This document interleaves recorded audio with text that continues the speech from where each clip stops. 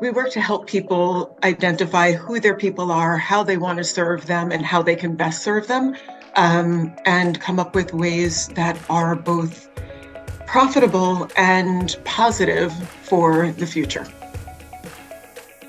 And so, Tanya, I really want us to sort of have this conversation around brand awareness, brand storytelling.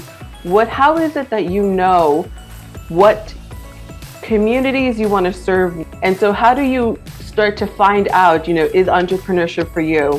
Is this something that you want to take on? And of course, you always talk about agency. And so I think that that's obviously an important skill set in order to be able to know how we can progress through our entrepreneurial spaces, as the future seems to be very uncertain. Well, I'm going to push back on the future being uncertain because I do believe that if we break the rules, then we can control the game. And I think that a lot of what we're doing right now is following other people's rules, to the detriment of not only ourselves, but other people. But that's just a futurist in me speaking. There is a plan. I'm not just saying like me.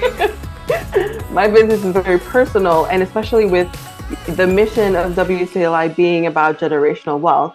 This is not just about for me, this is about my family, this is about my community. And how can we support that? And how can we build businesses that are sustainable and that are profitable?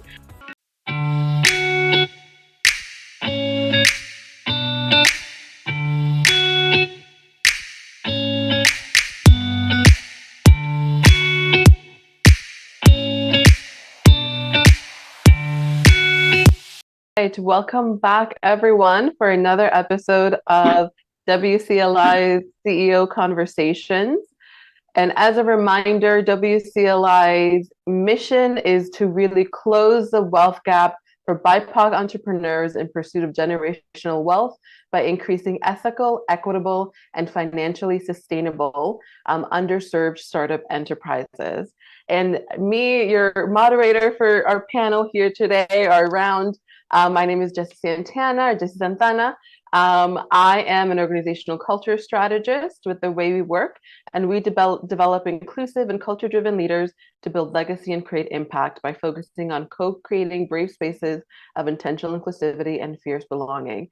And I will let our speaker for today's event introduce themselves. So Tanya, take it away.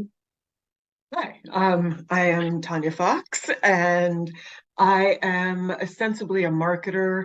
I operate in this nebulous space between marketing and positioning, and I think marketers have such a bad name, but I am the MUT, the made-up title of the Big Idea Collabs, where we work to help people identify who their people are, how they want to serve them, and how they can best serve them, and come up with ways that are both profitable and positive for the future.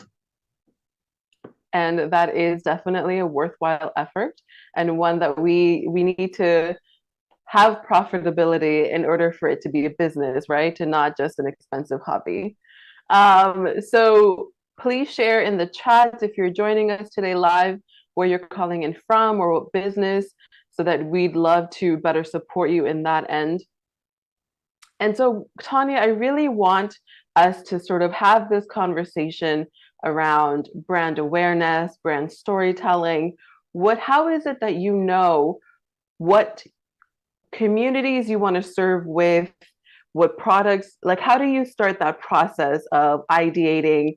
I have this skill set. I know that a lot of our entrepreneurs are those that are coming from, they have, jobs, or they're transitioning from having a job to being an entrepreneur.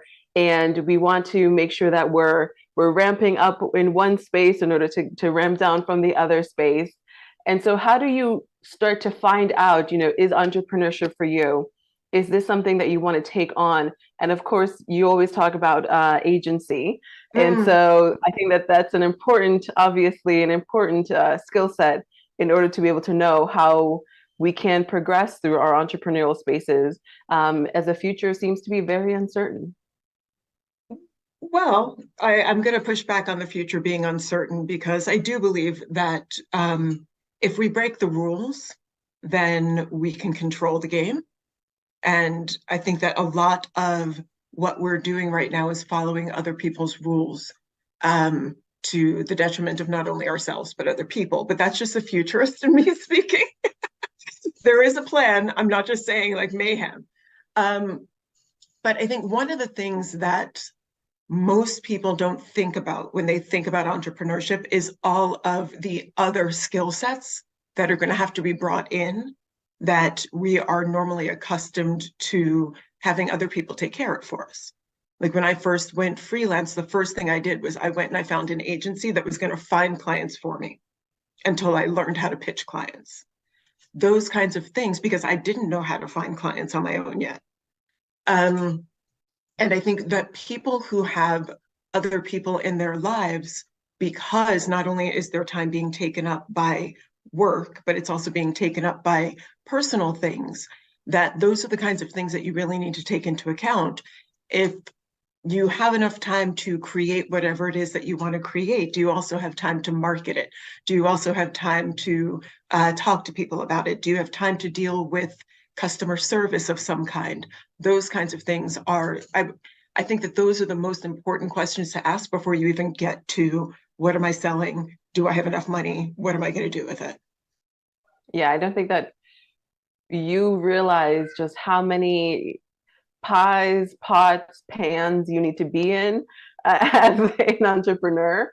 And then even as you start to grow and develop, you need to start delegating. I don't think that we're very good at that. You know, when you start to, hire people and lead people, and how do you keep them motivated and on task?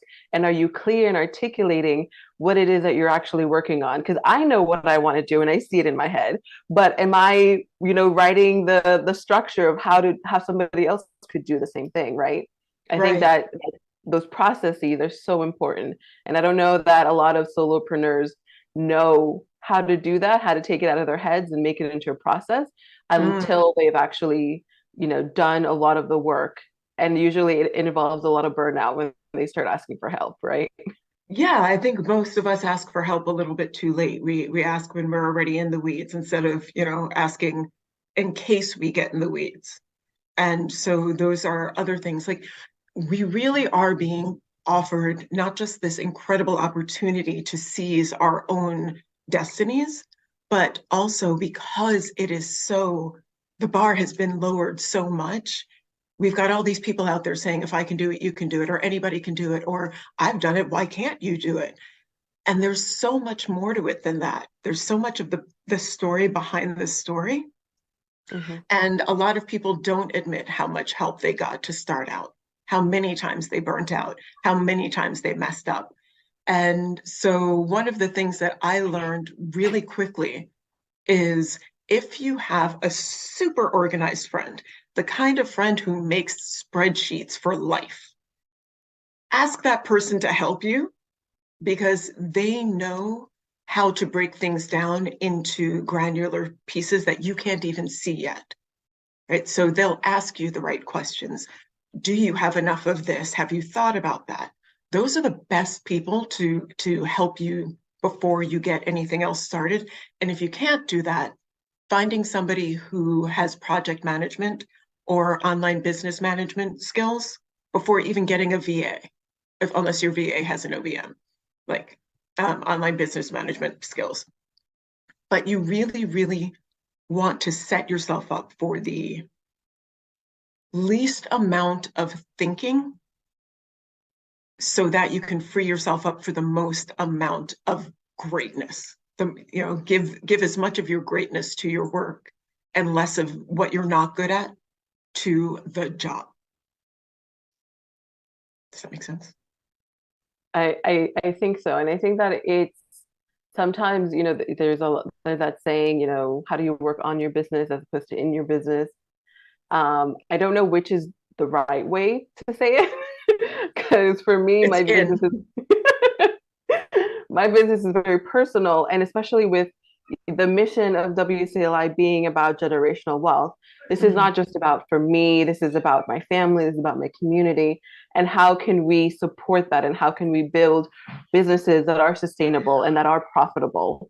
I think that oftentimes, the conversation around underrepresented founders tends to be that I don't know what we're doing in the business space where we can't crack the higher, lofty 100K that everybody seems to be talking about. And I think that it's in systematizing that process and knowing those foundational skills that we need to in order to leverage that understanding and how to build those businesses. So, Right. no, go ahead. Oh no, we also have these things that are ingrained in us from just life in America in particular, that we're going to have to work harder, that this may not be for us, that we've tried and we are constantly being sabotaged or whatever. And so with the stories of our truths, sometimes we hold ourselves back because we expect that something crap is going to happen to us anyway. I'm not going to get this job because I'm the only person of the global majority who applied. Or, there's this white woman over there who is selling vegan food, and I want to sell vegan food to my community because I know it's healthier for them, but she has a truck. You know, we get into the thing of whether or not we can get loans because the banks are still treating us face to face and not case to case. Ooh, I just Johnny Cochran that. Um, so there's all of these things that are already, if they're not systemically working against us, they're psychologically working against us. And so there's the imposter complex starts as soon as you try to branch out into anything, as opposed to, you know, the idea of I can do this, and then the imposter complex hitting you.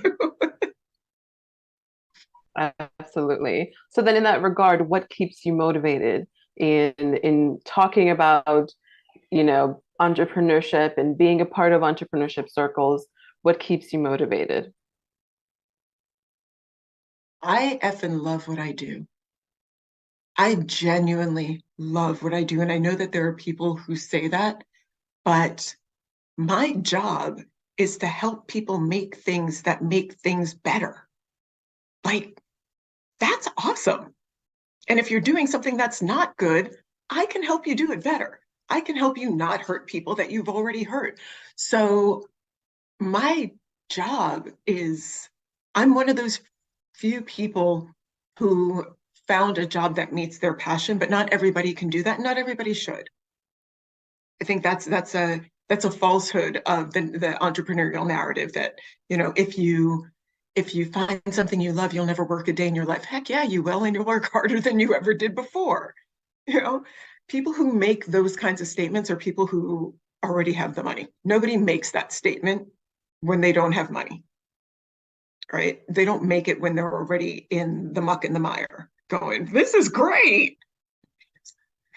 Um, but I think that's the first thing is, what do you absolutely love? And if possible, what can you extract from what you're doing and being paid for right now that you love enough to go hard on it? Because it's going to beat you up, and you need to love it enough to be like, all right, I'm going to roll with this for a little while because I know it loves me. You know what I mean? So that's, and again, this is about bite-sized pieces, going out there and trying to build a, super yacht when you've never even put together, seven things of a raft, you know, is not, it's not time for you to do that. It's time for you to build a raft and see if it floats. Yeah, absolutely. I think that oftentimes when we start on this entrepreneurial journey, we have this um, comparison, narrative where, oh, that person seems to be doing it better than we could ever be doing it. But I think that we need to stop comparing ourselves, one, because we don't know what they've gone through versus what we need to go through in order to overcome, where we actually want to go. And you're right, we need to first test. We need to see if that test works, and then we can start it from there. I know that a lot of times, we think that, oh, we're not going to buy one rental property. We're going to buy a whole building. We're going to renovate, put in $1 million and see if it works. But why can't we start with one apartment, one condo, right? Why can't we start with the one piece and see if that works? And if we perfect that process, then we can move on to greater and bigger things. Because I think that a lot of times, because of that narrative of, oh, I made $1 million, but is that a net profit or is that a gross? Did you make it in 1 year, or did you make it this year? I made $1 million, but is that over 7 years? Like, what are all the details and the back end story of how it actually happened and what does it actually mean?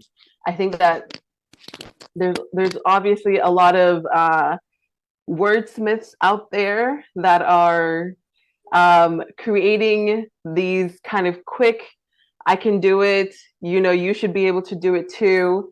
And we need to debunk them, right? We need to have different kinds of conversations. And if anybody has any other questions, please do share them in the chat. We want to make sure that this is as important for you in this conversation as it is for me. I'm definitely getting out of it, but I feel like I can talk to Tanya all the time.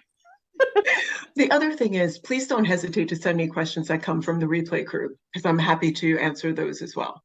So one of the most damaging things to our ego are the heroic brand stories of the people who sell us on entrepreneurship. I'm not going to mention any names, but there was a person who about 6 or so years ago, their brand story was that they were on welfare, living in their parent-in-law's basement, and went from that, and unemployed. They were unemployed. Their spouse was unemployed. They were on welfare, living in their parents-in-law's basement, and they went from that to an $800,000 launch of their program.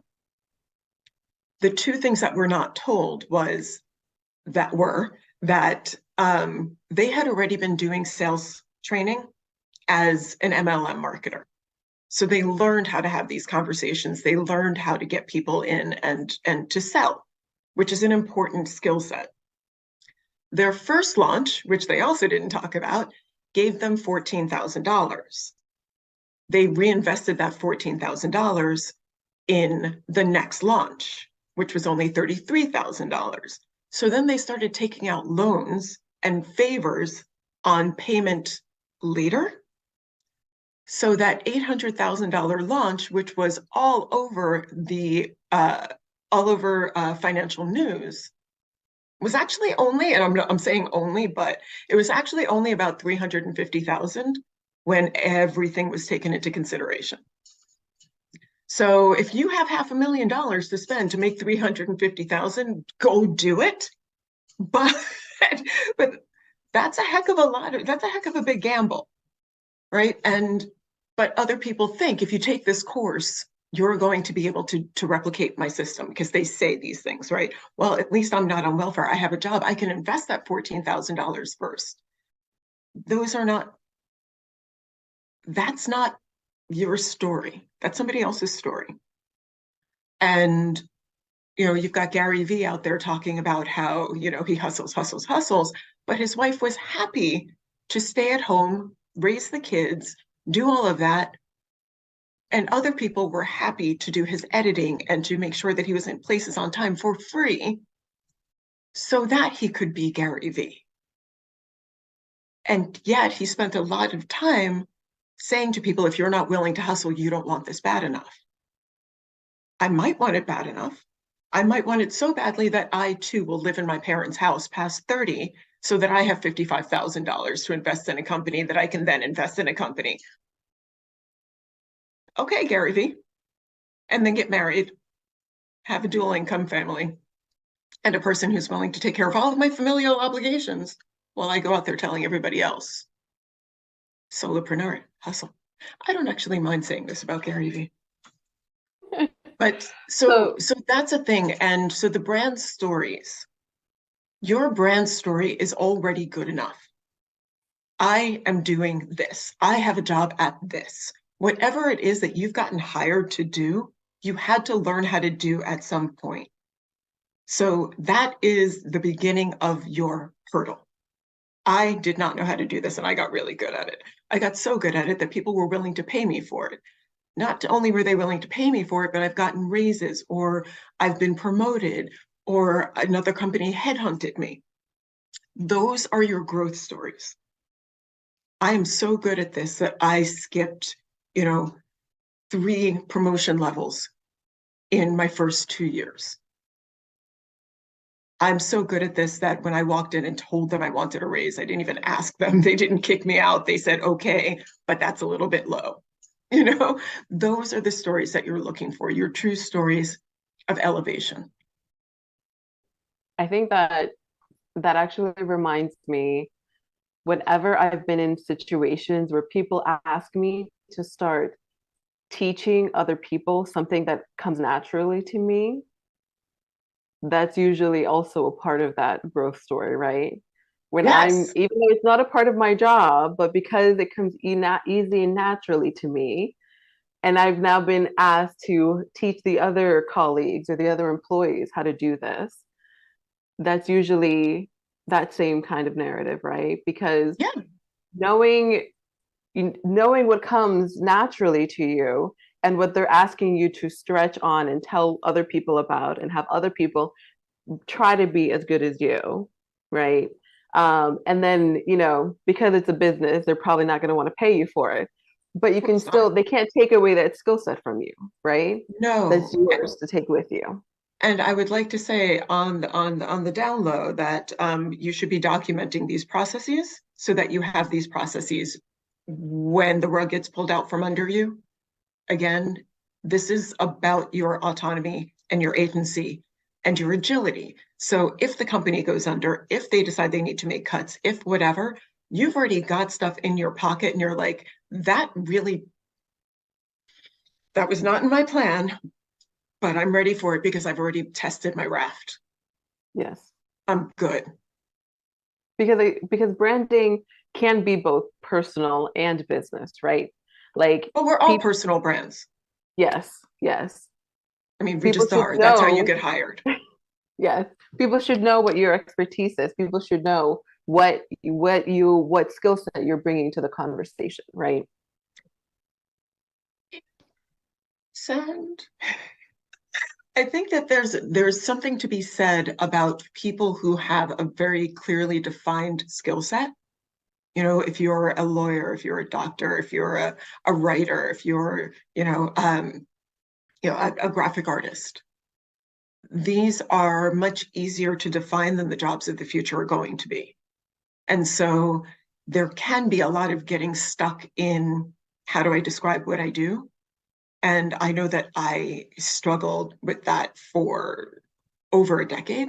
I still struggle with it sometimes, where when I'm being asked abstractly what I do versus when I'm talking to a person and I already know what their situation is. What do I do? Okay, let me tell you what I can do. So these things become issues of the the Swiss Army knives that we are. You know what I mean? I like that. A Swiss Army knife. I think that oftentimes when, you are wearing many different hats, whether it's organizationally or as an entrepreneur, you have to stretch those abilities, right? You have to leverage some talents more than others. And knowing when you've stretched yourself too thin, that's when you can start navigating, how much help do I need? What are my resources? And who do I have in my, sphere that can help with that? I think that oftentimes, especially as BIPOC entrepreneurs, we tend to think that we can do everything by ourselves, and we don't necessarily plan for that delegation that needs to happen in order for us to be able to grow. It's definitely something that I've struggled with, still struggle with, Mhm. is letting go because, maybe it's because I think it's somewhere in my head that nobody can do it the way that I do it. Mm. Sure, but do I need to do all of the things in order to do the thing that I do best, right? Like you Yes, said, yes, you do. sometimes you need to. You do because nobody else can do it like you do it. And that's the other struggle bus, right? That I'm afraid to let somebody else do this thing because I know they're not going to do it like I do it.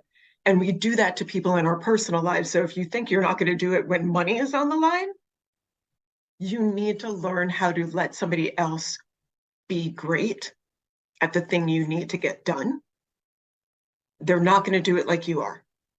Hmm. But if they're great at the thing in their way, then you have a standard as long as they meet the standard of excellence. They don't have to meet the minutia of the product. They have to meet the standard of excellence that you want to give to somebody else. Is this beautiful work? Yes or no? Not is this the beautiful work I would have provided? Mhm. I think there's that thing of people don't fold the laundry the way that I want them to fold the laundry. So I have to refold the laundry. Or, so and so doesn't make this food the way that I make this food. And so I say, I'll just do it. And now I've got to make this food. Do you though? Mhm. Do you though? You know? And that is why my mom carries around a bottle of Frank's hot sauce in her purse. I'm not even kidding. My mom is OG Beyonce. So how can people start sort of figuring out what their expertise or what their skill set is so that they can create these personal stories for themselves around the work that they want to do or the work that they can do? What is that kind of process that they need to be thinking about? Ooh.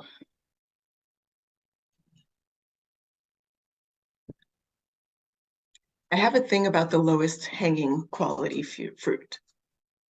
And a lot of us, when we go from having a straight job to going off on our own, we go for the thing that we think we should be doing or we think we want to be doing. We take the risk of not doing what we've already been doing. And I'd really like to suggest the opposite, that if you're already getting paid by somebody to do the thing, don't compound the uncertainty of entrepreneurship with the uncertainty of whether or not this thing that you don't even know is going to be successful is going to work or not. Have the thing that you're already getting paid for. You can always say, of course, people want this. They're literally buying it from me on a 2 week basis, Start there and then start branching out. Oh, you know what? I think what I really like doing is I like to write other people's terms of services, but I like to write them in a way that is both, legal and kind of snarky. I think I mean in the future I want to be a comedian, but for right now I'm a lawyer, and so I'm going to write your terms and services for you.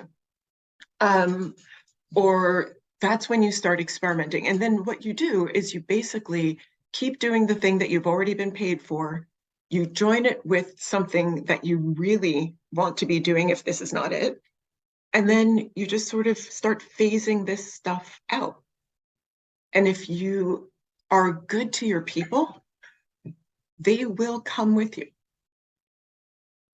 So they will, because they want to know what you're doing next, not what you're going to sell them next. That's a good one. I think that a lot of times, especially in this space, a lot of people are tired of being sold to, right? Especially having been home for a few years where everything was virtual and it seemed very transactional. But now there's more about the transformational relationship and how can we better support each other, or how can I assist you with, or how can I, provide a space for. Um, so I thank you for that. And again, if anybody has any questions, comments, reflections, you can always either put it in the chat box or put it or raise your hand. So Tanya, let me ask you this, and what is it that, so as you're transitioning from this thing that, you know, you're getting paid to do by an employer and you're good at, and then you're trying to map to the thing that you want to actually be doing. What are some of the things that you need to be considering? Like, is it going deeper into the thing that you're getting paid for? Is it, you know, adjacent to the thing that you're getting paid for? What are some of the things that people need to be taking into account? I am reluctant to answer this too clearly because contracts, Mm, right? So, um, I don't know what people are allowed to do in terms of work outside of their workplace, but assuming that you are able to do whatever you want to be doing, um, again, what is the easiest thing that people outside are already asking for? If you are a video editor, what kind of video editing do other people need? Right? And then go there. If you are a if you're a proofreader, what other kinds of proofreading? But it's take what I can't stress this enough, take what you're already doing. Do not try to start a whole other country when all you've got is like a document that may or may not allow you citizenship. That was a bad metaphor, but and again, you already have the trust factor in what you're already doing. So lean into that. Lean into, I'm already being paid for this. People already know I do this. It would be really simple for me to just say to somebody who's known me for a while, hey, can I do this for you for a little bit? Or to go to places where you can volunteer your time or your skill set and say, I'd really love to do this a couple of times for you, so that you can get a little bit of word of mouth that is not, I'm looking for another job, I'm creating another job. It's, I'm using my skills. And then you can slowly start going, oh, okay, so I did this once for my friend, I did this once for my church, my kids' school, whatever. I'm going to see if maybe they would like it if I did it this way, because they're not paying me for it either way. So these are my people. These are my beta testers, right? And you will know when it's time for you to start pivoting, because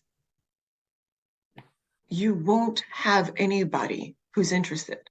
It's not just that people aren't paying attention to you on social media. That's not a thing. It's literally you won't have people who are interested. And mm, that's a discussion for another time, because that's a that's a deeper how do you know question. But if you have a concrete skill set, get it down on paper, start sharing that paper with people. So maybe not giving the actual paper, but hey, would anybody like to learn how to this? I have this thing that I think more people should know about. Boom. And again, if you have a contract, if you live in a place where those ridiculous non-compete clauses come into effect because you are making spreadsheets or whatever, and you can't make spreadsheets for anybody else, maybe you don't do a thing in public.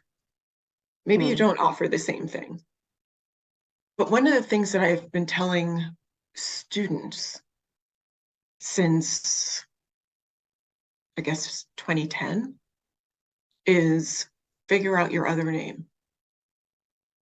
Is it your parents' maiden name? Is it a parent's name?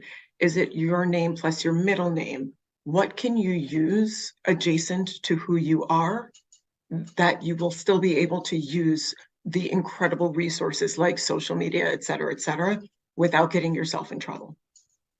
People are not working with you, they're working with this other identity.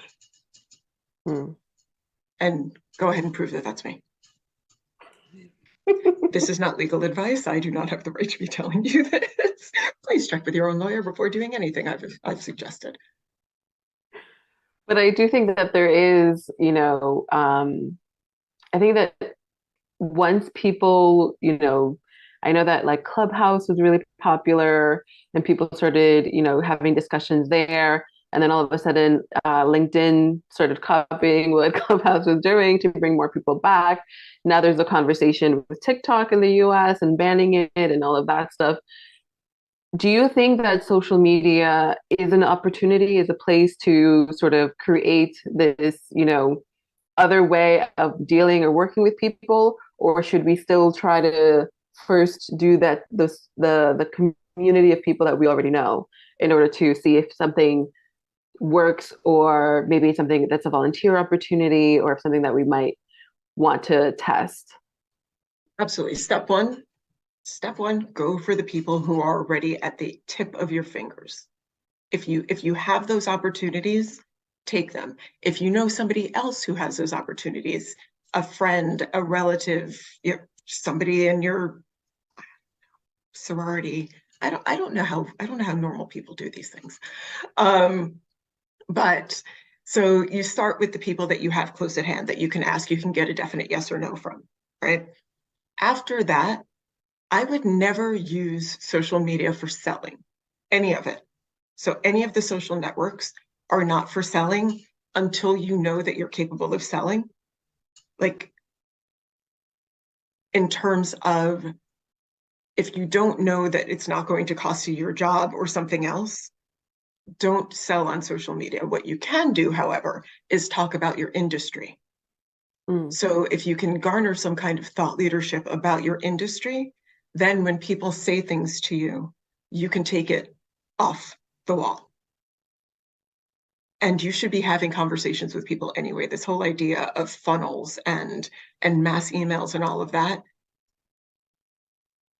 nobody wants it anymore. Nobody wants, and the worst is when you get one of the ones and you can actually see it. You will eventually mess up and you will put somebody else's name on your copy paste. I may or may not have done that one or more times. So you really want to get into conversation as much as possible, as early as possible. Because if you can get early evangelists, they will do so much of the heavy lifting for you. They will say, hey, my friend Jesse does XYZ. I think you guys should have a conversation. I don't know if it's going to turn out to be anything, but I definitely think you guys should talk. And then that person has now met you and knows what you do. And if they can't say something, then the next time it comes up in conversation, then they are saying, you know what? I met somebody the other day. Tanya introduced me to this woman, Jessie, who does that. And this is what you want. It's what we used to do before we all had computers in our pockets, And relationship building is the number one way to success,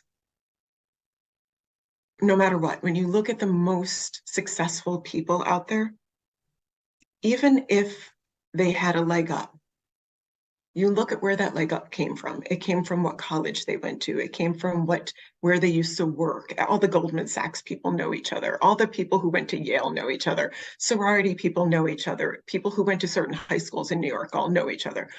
So those connections, if you don't have them inherently from your other experiences, you have to create them. You have to create your own posse that will then, ride with you. I think I made the mistake of doing it the opposite way for a long time.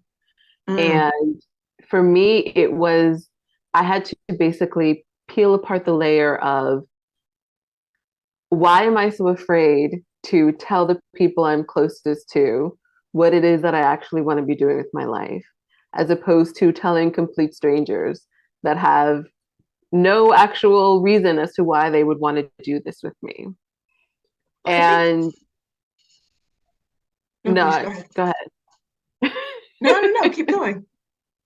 I was just going to say that it's taken a lot to understand. And when you start reaching out to people that you've made connections with, and then they're like, oh my God, I can't believe you're doing this. That's so amazing. Of course, I'd love to support you.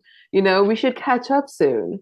Like those kinds of, real meaningful things, especially when you're putting something out there that you feel really vulnerable with, really helps to make it so that you want to keep that relationship and you want to have that support system, right? Mhm. Yeah. And also, I mean, family dynamics are weird, right? There's this combination of people who don't have very supportive families, and then people whose families are so supportive that they don't want to disappoint them, right? And so either way, you're like, I can't tell them this thing because what if it doesn't succeed? Or what if blah, blah, blah, blah. There's a lot of what ifing and future. I love the phrase borrowing trouble from tomorrow. And there's a lot of that. And the reason that it's easier is because I call it the New York City subway theory, which is basically, when am I ever going to see you again? So Mm. if you talk to a stranger, it's like, when am I ever going to see you again?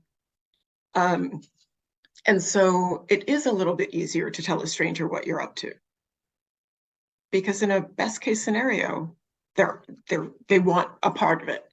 In a worst case scenario, when are you going to see them again? So, and I think also,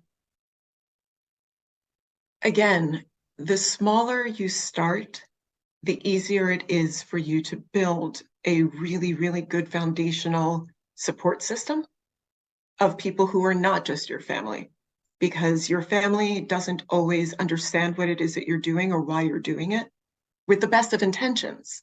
You know, older people don't understand the possibility of, technologies and things like that. They don't understand horizontal skill sets. They don't understand not having a straight job. Where's your insurance going to come from? It's going to come from the freelancers union. Everybody relax.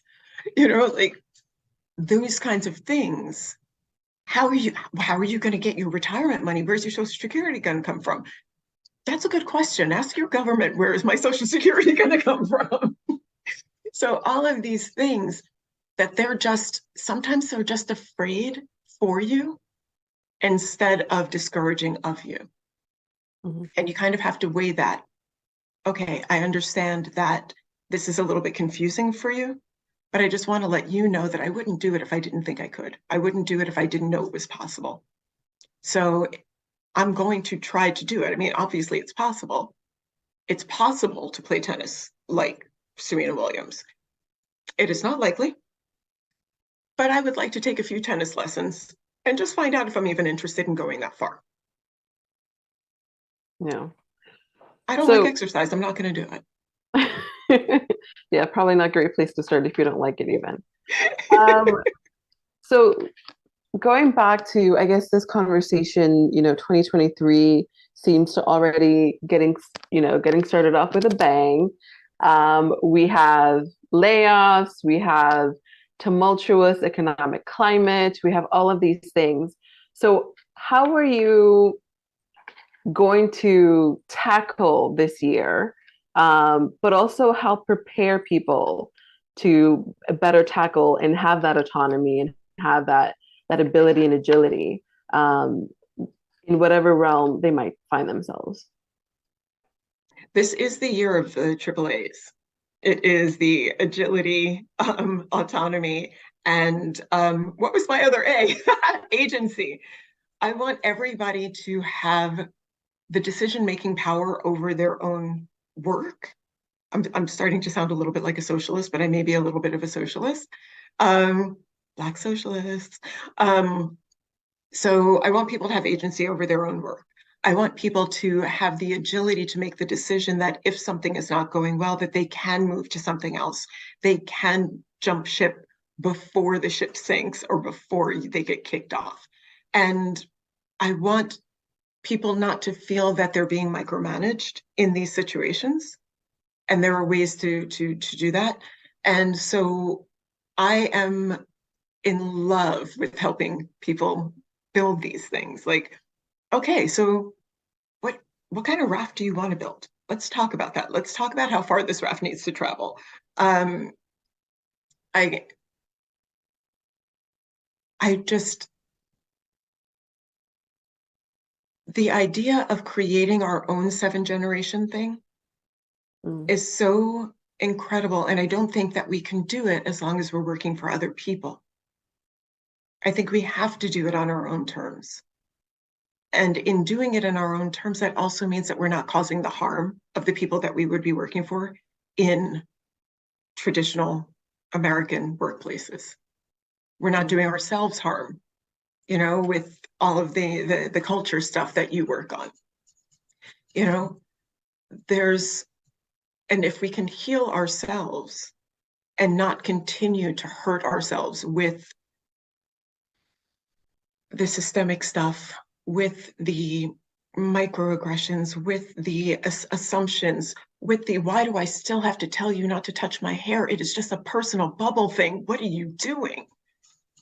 You know, if we don't have to also deal with the mental health stuff of going into somebody else's workplace, then we will have the strength and the capacity to take on these new challenges so that we can build our wealth, so that we can pass this on, but we'll also be able to pass on a healthy mind, and a feeling of possibility instead of a feeling of it's going to be another freaking generation where this is happening. Mm. And so the internet is an incredible place, and it makes the world very, very small. And it can make your world incredibly intimate if that's what you choose to do with it. And finding the spaces where people will support your ideas. And even if they don't understand it, they support you having the idea. Where they understand the kind of stuff that's going on with you, but they're not contributing to it. They're not, yeah, me tooing, and then telling you their story as well. It's just, yeah, I know. Because having to explain it means that you're both reliving it, right? There is so much possibility out there for us that I genuinely want people to think about the slow generational build and not the race to a legacy. Mm. You have to build this, and we have to build it from scratch now, right? We don't have the benefit of building it retroactively. So you have to keep yourself healthy so that you can keep your business healthy, so that you can keep the next generation healthy, et cetera, et cetera, et cetera. Thank you for coming to my TED Talk. No, I think that you said a lot. But I do that. one of the things that made, especially, in listening to people talk about hustle culture and entrepreneurship and how you always need to go, go, go and do all this stuff, the mental toll and having to, if you don't have a family of entrepreneurs, they don't get it. They're like, why are you throwing away your career that was good and paid you money and had insurance in order to do this thing of uncertainty? That also takes an emotional toll, and I think that they're absolutely we need to do these things and do these, businesses in a way that doesn't harm both us and those that we wish to be in community with. Because at the end of the day, if we're building businesses that create generational wealth, it's in community that we need to do it in, right? That's how you have Absolutely. that you're building those connections and you're fostering that growth. Because it's not only, I can't come into a community and take the things that they have and then resell them to them, because that's not the way that we should do it, right? I'm not saying Facebook groups, but I might be saying Facebook groups. Well, I mean, that's also a very specific narrative. But we want to do better, and we want to build these equitable and, ethical businesses that are helping people stand up, not taking from them and not, ripping apart those relationships. So as we're wrapping up here, what are some of the things that you need or would hope that people do in this year to be able to support some of those things that you mentioned right now? Okay. I would like to say one thing about uncertainty. And anybody who, I mean, at this point, you started this whole thing with the layoffs and all of that stuff. So, how much more uncertain is taking your paycheck into your own hands than trusting somebody else to keep giving it to you? Hmm. I wish I had So, that. so we don't have that job security anymore. So you're either selling your stuff to somebody else or you're selling selling your stuff to a bunch of other people, Mhm. but it's the same job. I think that people need to understand that their story, their truth, who they are and what they've accomplished is enough. It doesn't have to be blown up. The product doesn't have to be blown up. The ideas don't have to be blown up. What you are bringing to the table is already enough. There is tons of people, again, grammar, there are tons of people who are hungry. Bring what you have to the table. Those who are hungry for what you have will feast on it. And I think that that's the biggest message, is the you are enoughness of it. You are enough, you know enough, you bring enough, you have enough. Go do just enough to prove that you can do this. I'm hearing Donna Summer, enough is enough. I was also hearing I'm Not Your Superwoman a minute ago. So if there's a soundtrack to this, have fun. I think that you're absolutely, like, what I love what you said is it really resonates with me, because I always find that I need more education, I need more training, I need more certification in order to be able to do this work, You whatever the do. work it is. No, but you do. But that's what lifelong learning is about. You will learn more and you can learn more, but you're where you're at right now. Yeah. And where you're at right now is perfect because there are people who don't have what you have and they need it. Mhm. They're hungry, let them eat. So I do want to point out, thank you, Susan, for sharing it in the chat box, our feedback survey before anybody hops off. I just want to make sure that we take into consideration. Again, please, if anybody has any questions and they feel they can ask in the chat box.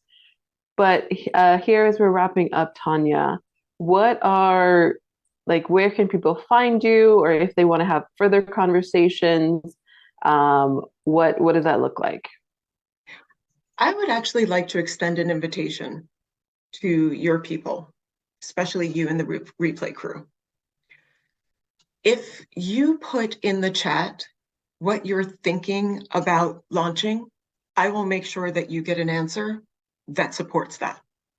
So I am thinking about launching this thing, and I will come back to you and I will go, okay, here's a thing that you could do. Here's a thing that you should know. Here's a thing, here's a place that you can go.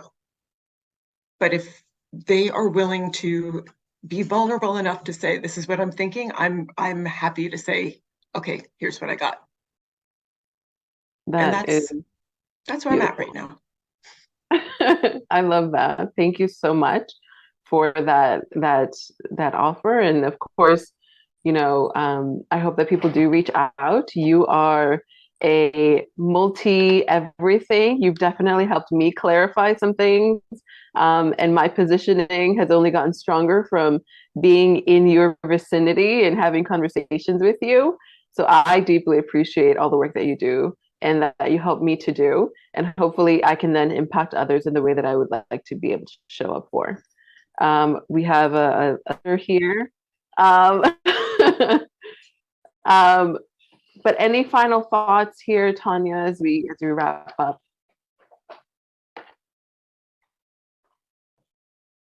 You don't have to be an entrepreneur. It is okay to have a straight job. This idea that it's shameful that you have to have a job, it's not. You don't even have to have one or the other. Side hustle. Sell something, on Etsy or eBay, or, my friend has a day job and she flips vintage clothes on Mercari. This is what she does because she likes the paycheck for as long as it's coming, but she also really, really loves selling clothes. You can do whatever it is that makes you feel good in your space. So if you want to start your own business, do it. If you want to join somebody else's business, do it.